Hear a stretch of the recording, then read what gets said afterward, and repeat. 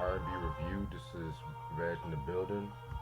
The album that we are going to talk about is Isaac Hayes with his second studio album, Hot Buttered Soul, released in 1969 on Stax Records. Singles album was known for our Walk On By and By the Time I Get to Phoenix, both being covered, produced by Al Bell, who was like the executive and co-owner of Stax Records, Marvel Thomas, and Alan Jones. Personnel, you have, well, the main personnel really was Isaac Hayes on vocal and keyboards, Marvel Thomas on producing keyboards, Harold Bean on guitar solo on Walk On By, and it also features the Barcades members such as Willie Hall on drums, James Alexander on bass, very dope bass player, and Michael Tolles. Alright, so Isaac Hayes, man, definitely an icon when it comes to soul music. I know a lot of people want to know him from the Shaft soundtrack or the voice of Chef from South Park, but when he started out, he was like really one of the greatest songwriters, singers, arrangers. I mean, this album right here is a transitional album when it comes to R&B and soul music and stuff like that. Like,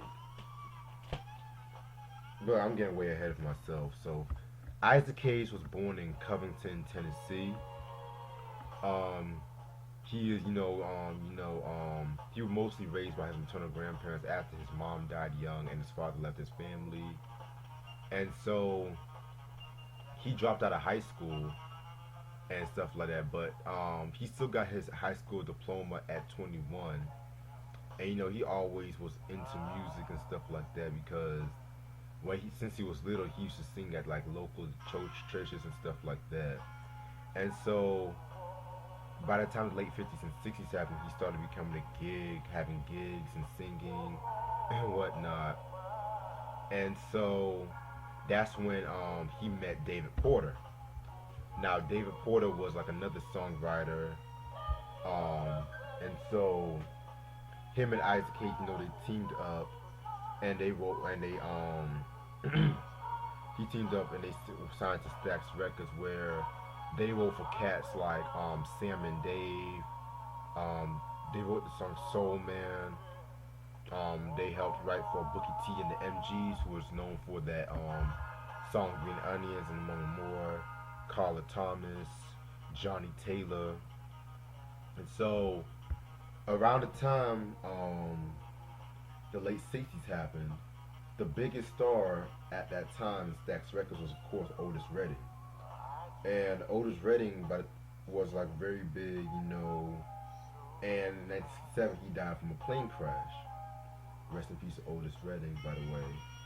And also around that time too, by the late 60s, Stax lost his back catalog to Atlantic Records, so Al Bell had this idea of doing like 27 albums by mid '69. And so, I'm getting way ahead of myself too because in '68, Isaac actually released his very first album called Presenting Isaac Hayes. Now, that album, I personally liked the album, but it wasn't really that true Isaac Hayes style that a lot of people know him for. And so Isaac really wanted to get back to songwriting due to the album's failure. But thanks to Al Bell, he wanted him to keep going and stuff like that. And so Isaac Hayes wanted like complete control over the album or whatnot. So that ended up happening and stuff like that. I just love those strings, by the way, y'all. I'm sorry. But with that being said, the album, was very, only had 4 tracks on the album. And, yeah, man, like, this is the album right here. And this album was very groundbreaking, too, because, for one, look at the album cover. Around that time, what other soul artist was having a bald head on the cover like this and stuff like that? Just that black beauty and stuff, you know what I'm saying? And so in the back too, as you can see right here, you see the picture of Isaac and you just see like the sadness in his eyes. And it's kind of crazy too because I was recently watching his unsung episode and stuff like that, and they were talking about how he always had like problems with women, and so I don't know who exactly said it, but they said these eyes were just reflecting the sadness that he was going through and shit. You know what I'm saying? Yeah, man. And mind you, this is the OG copy of this album too, so just throwing that shit out there. Yeah, man. So, 4 songs this album has. The first track I want to talk about is "Walk On By." This is the cover track of the Dionne Warwick song, and my God, this song right here, possibly the best version of this track, in my opinion. Like, for the longest time, even before like I've heard the Dion song, I've always associated this track with Isaac and stuff like that. Because for one, just the grittiness of it all, like Dion's track, the Dion's version of "Walk On By" was like more, how can I put it? It had like a more like a pops R&B flavor to it and stuff like that. And then, of course, you had Burt Bacharach and Hal David, adding like their traditional style to it. Isaac's cover was so, how can I put this? So gritty, so you can feel the emotion and whatnot. And I know that the songs on this album are like over 10 minutes long, just letting y'all know right now. And sometimes I just love.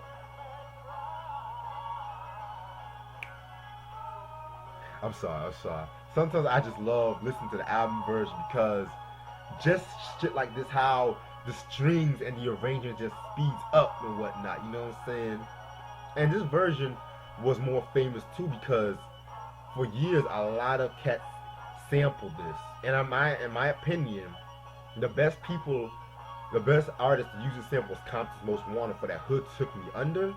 Oh fuck, man, that one and Wu-Tang Clan's I Can't Go to Sleep off the W album, which is an album I need to get and review on. It's been long overdue. I need to get back on my Wu reviews and shit. But also this song right here was also closely associated with the classic movie Dead Presidents, man.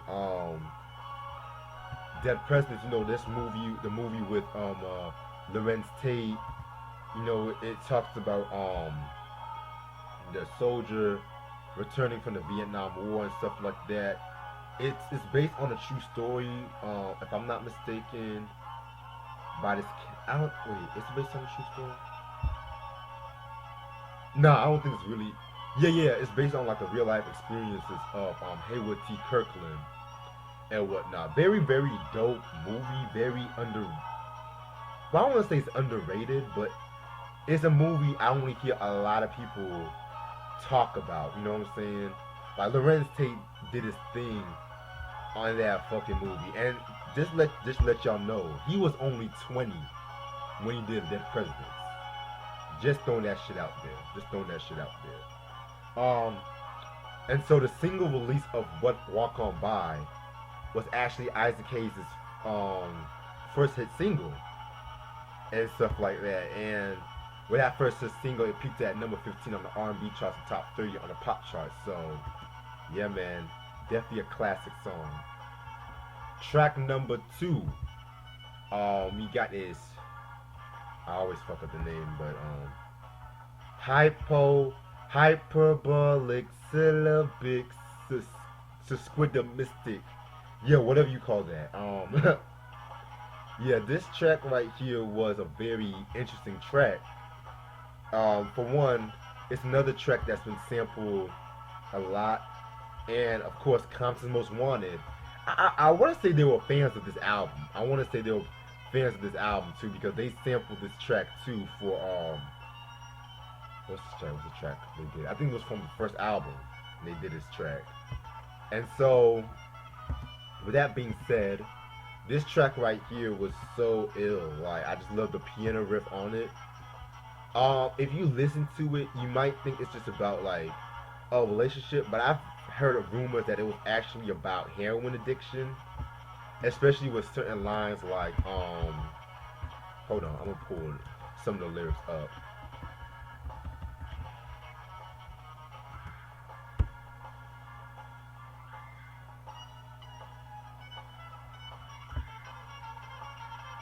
Like, your modus operandi is really alright out of sight. Your sweet phalogist knew how to squeeze. My gastronomical supremacy is really satisfied when you're loving me, and stuff like that. And basically, when one shoots heroin, they always get some pain in the stomach too, but it's never really been confirmed and stuff like that. It's just been a lot of rumors. Um, Next track, One Woman. Now this is pretty much like the most conventional track out of all of the songs off this album and stuff like that, because it's one for one just talking about like heartbreak and infidelity and stuff like that too. So I just felt that that was pretty ill and stuff. Like I love this track right here. Just songwriting wise, it's definitely one of my favorite tracks. And the last track off this album, By the Time I Get to Phoenix. This is the cover of Glenn Campbell's song that was released, I want to say, in 1968. The greatest track off this album and one of the greatest deep soul tracks of all time. By the Time I Get to Phoenix was pretty much a song. Well, really stood out from the cover from Glenn Campbell, which all due to respect to Glenn Campbell's cover, because that was a very good song too. But it was the rap in the beginning, and just to educate y'all for a minute, when I refer to rap, I'm pretty much talking about how certain artists like Isaac Hayes, Millie Jackson, they would speak to the audience and whatnot, give a story, and it's kind of crazy too because Millie Jackson was she definitely took that to another level, because if y'all listen to Millie Jackson and listen to her like her most sexually explicit shit, listen to that like the Feeling Alright album and stuff like that, like she would have those raps and stuff like that, you know what I'm saying? So Millie Jackson is definitely an underrated figure when it comes to R&B and soul, in my opinion. But back to Isaac, like just the whole story he was telling about how this cat loved this girl and shit like that. Whatever that long ass time. Just just him leaving this chick and coming back to her and whatnot, and he gets into the singing this song and whatnot, and then at the end when them horns coming like that, da da da da da, like it's just so ill, man. Like that's, in my opinion, probably my one of my top three Isaac Hayes songs of all time and shit like that. Like just took it to a whole nother level, and I feel like whenever one thinks about Hot Butter Soul, they always think about that track. So that's all the songs off this album. Overall, very good album, classic album by many. This album right here was very influential. This album right here, kind of like introduced a new definition of soul music, introducing more of a string arrangements or whatnot, because soul music at that time was very dominated by, and this was the late 60s, by Motown and whatnot. And Stax Records, definitely had like a few hits when Otis died and stuff like that. But I just felt like Isaac definitely held his own during this time too. Yeah, man, definitely a very interesting album, very dope album. Um, this is like my second favorite Isaac Hayes album, because I want to say my first favorite is obviously going to be the Black Moses album. It was Black Moses, this album, and then I'll probably throw in the Shaft soundtrack and shit like that. Then after Shaft, I'm gonna go with To Be Continued. So yeah, this album right here, definitely a very influential album in R&B and soul music. Must have in your collection. And that's all the time I have. Stay tuned for more. Peace.